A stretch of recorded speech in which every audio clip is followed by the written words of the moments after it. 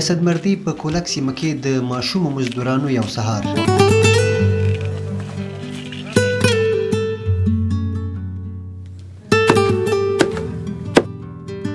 د میدان وردګ اړوند د نرخ ولسوالۍ دا سیمه زرغونه او له بېساري ښکلاو برخمنه ده، خو یوازې هغوی ترې خوند اخلي چې یا د چکر لپاره ورغلي او یا د دې سیمې د باغونو او ځمکو څښتنان دي.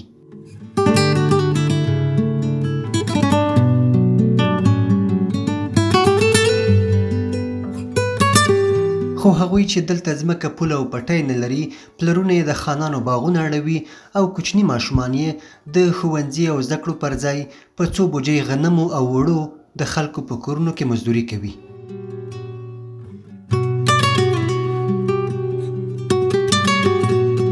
سردار ولي 8 کلن و چې پلار یې د خلکو په کورونو کې مزدور کړ، خو هغه مهال یې د مزدورۍ ترڅنګ د بادار له زامنو سره ښوونځی هم وایه. وخت کې 8 کلن وم، پلار مې راوستم د کار ته په وښې راړېدل، پټی راباندې هر څه یې کول. ډېر خفه وم، بیخي مې له کوره ژوند اتي غریب ما او مزدورۍ په خاطر کارګر شوم او پلار مې راوست دلته پټي ته کار راباندې شروع کړ. مزدور خو مې داسې کړ انجینر صاحب چې موږ وضعیت ډېر خرابه وه، اقتصاد هم ضعیفه وه. د وضعیت له وجې نه موږ دغه هلک له مکتبه راوایسته او مزدورۍ ته مې کړه. زه کله نو ډېر زړلي مې دي، هغه د مزدورۍ په وخت کې مې ډېر زړلي دي پورې چې بیخي مې راتلی نه شم، راتګ مې نه و کور ته پټي نه. هر ځای کې پټي کې چېرته به چې و همالته مې زړل. هغه والا دونه جګرخونه ورځ و انجینر صاحب چې والله که موږ بیخي ډوډۍ د انتربېګم دا ډوډۍ والله خوند راکوه چې موږ خوړلي. هغه نه وروسته خو بیا سره عادت شوله، ډوډۍ هم خوړله مجبوریت و که نه. په اوله ورځ دومره و چې دا غونډ کور د وړه وړه ماشومان چې وم سردار ولي وایي چېرته ده. سردار ولي اوس 14 کلن دی او له 1 کال راهیسې یې د اتم ټولګي کتابونه او بکسه د تل لپاره په کور کې ایښي او تر کوچنیوالي په یو څه لوړې بیه په یوه کور کې مزدور دی.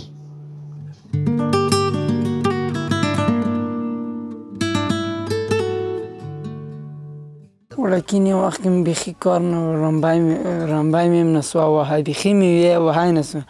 از 3-4-5 کاله چې ووته، اتې مې 2-3 ګوتې مې وهلې مخکې شپو کې. بیا 8 کاله چې ووته لږ لږ کار مې کوی، اوس لږ لږ ښه یم، بیا بد نه یم کار کوی.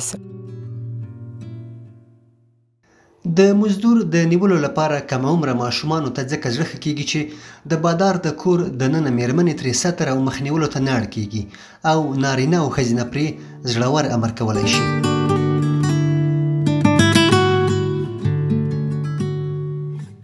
اوله ورځ کار مې چې مالو ته مې واښه راورېدله، صبرۍ کې مې پټی اړه، ډوډۍ راباندې راوړله، ډوډۍ باندې وړله، پټي تر چای راباندې کوله کور کار کې.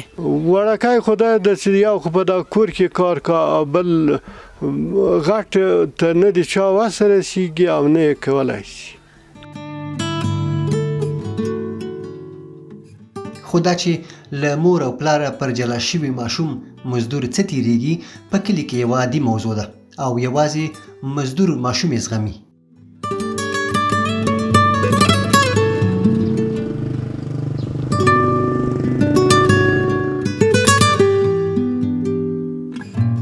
داسې وخت راغلی چې 10-11 بجې سوي دي، ډار شوی یم، په بیاله کې لوېدلی یم، لوند خیشت شوی.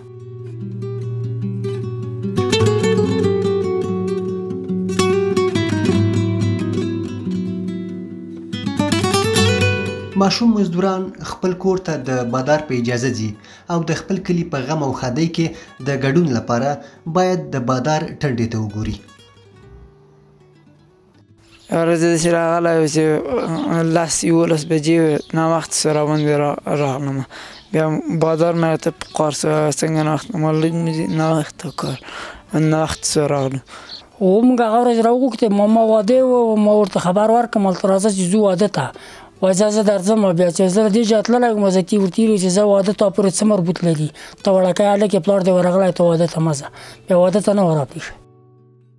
خو که د بادار په اجازه کور ته تللی مزدور په خپل ټاکلي وخت او ساعت کار ته حاضر نشي، سزا ورکول یې د بادار په لاس کې دي.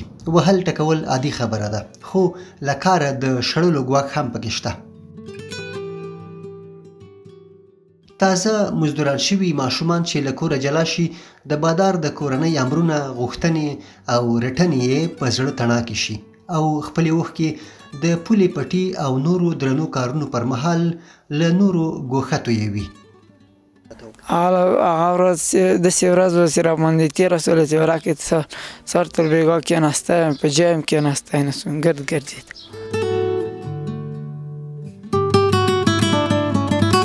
کولک د میدان وردګ له مرکزه یوه لرې پرته سیمه ده او مخور یې که څه هم له ښوونځیو د ماشومانو ویستل او په مزدورۍ د ګمارلو په زیان پوهیږي، خو وایي په سیمه کې فقر او د ښوونځیو لرېوالی د دې لامل شوی چې خلک خپل ماشومان په مزدورۍ وګماري.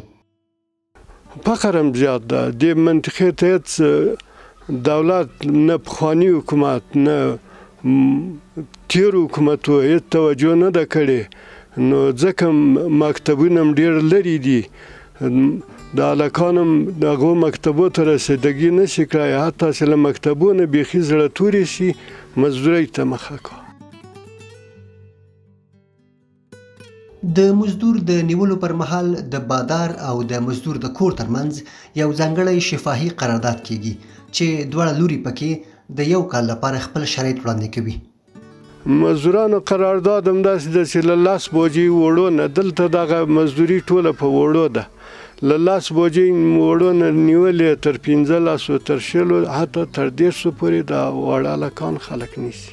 شرایط ساده خو ځینې داسې مادې هم لري چې که یو لوری نقض کړي ښایي د قرارداد د ماتېدو ترڅنګ د دواړو لورو لانجه راپورته شي او تر شخړې ورسیږي. د قرارداد ستر شرط د کال په منځ کې د مزدور د نه تېښتې ژمنه ده، هغه شرط چې ځلونه په کلیو کې تکرار شوی. خو مزدوران ولې تېښتې ته اړ کېږي؟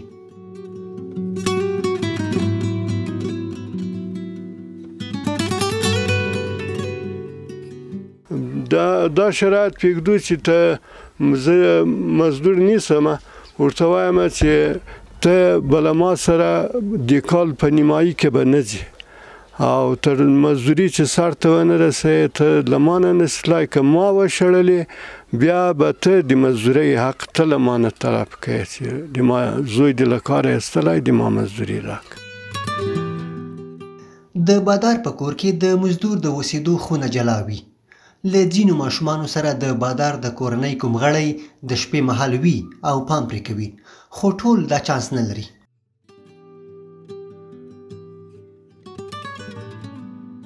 د شپې خوندیتوب خو په هر کور کې مېمانخانه شته انجینر صاحب، نو حتما یو څوک ورسره وي، خو داسې هم راځي چې بعضې هماغسې تنام وي. پر مزدورانو د بادار په کور کې د شوي قرارداد خلاف نور درانه کارونه هم کیږي. د شپې لخوا د اوبو لګول او نور چې ماشوم مزدوران یې له کبله جسمي او رواني ستونزې لیدلي. زیات خلک په مزدورانو باندې ظلم کار، نو د مزدورۍ د سختۍ له وجې نه به وتښتي، بیا ورځي بیرته ورته وایي چې دا زوی دې ولې راغلی، هغه ورته وایي چې ظلم وپې د دغه کار نه سوی کولی لکه تاسې چې پې کوئ، نو بیا بیرته هغه وزرو هغه ورته وکړه بیرته یې راولي.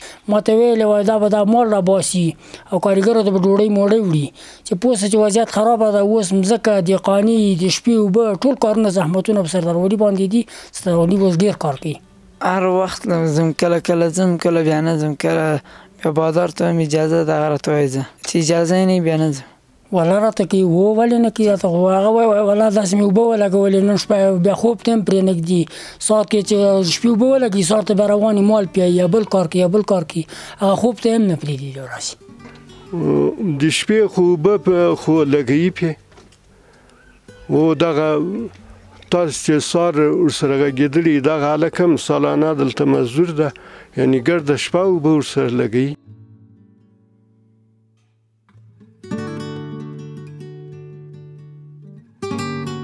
یوازې دا نه بلکې ماشوم مزدوران په پردۍ کورنۍ کې کلونه وخت تېروي، د بادار د کورنۍ عادتونه خپلوي او د نشي توکو په ګډون په داسې یو شخصیت بدلیږي چې بیرته خپل کلي او کورنۍ ته د ستنېدو پر مهال یې لارې ته راتلل ناممکن شوي وي. په جامعه کې هېڅ اوسېدلی نه وي، نو د پلارو دغه منطقې د پلار تعلیم د هغه منطقې رسم و رواج دا در نه یې لیدلی، نو دا داسې پېښېږي لکه هېڅ دی دغه منطقې یي نه. اوس داسې پېښه سوې ده چې زموږ زیات هلکان له دغې منطقې نه تللي بېرته چې راشي څوک په خبر نه ورسره پوهېږي چې دغه څه وایي. دغه هلک د مونږ هم له منځه نه ورسره لوېدلی، بل از مې خوا بده شوه. دغه هلک مې 2 څپېړې هم وه، ورته مې راتلم د هغو په هغه راوښتی مونځ ته هم پرېښی ده. وایي نه زه مونځ کوم، ما ته یې دروغ ویلې خو مونځ یې نه کوم، ما چې پښو ته وکاته مونځ یې نه کوم. نور عادتونه یې دغه دي، ټول خوی خاصیت یې د همغه کور اخیستی ده چې بې ځایه خبرې بې ځایه کارونه ټول همغونه کوي.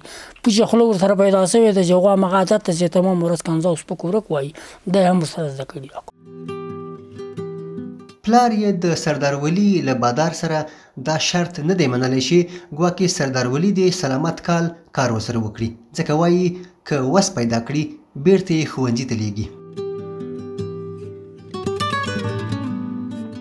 ما خو د سره قرارداد نه ده کړی بیخي د تښتېدو په دې اړه مې ورسره ونه کړ. ورته مې ویل زه قرارداد نه در سره کوم، یاره به ما ته خدای وس راکړي دغه هلک مکتب کې زه بیرته شم، که مې پیسې له کومې خوا پیدا کړې او کومه بله لار شوه بیرته لښکرآباد شم، زه مکتب کې شم. ډېر غټ ارمان مې دا ده چې درس ووایم، له دې مزدورۍ خلاص شم، له دې مزدورۍ مې ډېرې بادې راځي. له دې د 400 یا په دې باندې چې آلوده کېږي دا هم له بدې ورځې نه کېږي.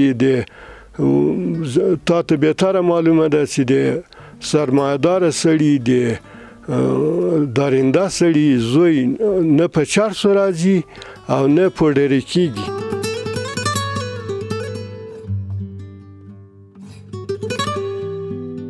دا د میدان وردګ په نرخ ولسوالۍ کې یوازې د سردار ولی کیسه وه، خو په شاوخوا سیمه کې ګڼ نور واړه ماشومان هم شته چې له خپلې کورنۍ جلا او له رخصتۍ پرته کلونه په څو بوجۍ وړو او غنمو مزدوران دي او برخلیک یې د خپلې کورنۍ پر ځای د کلي خانان ټاکي.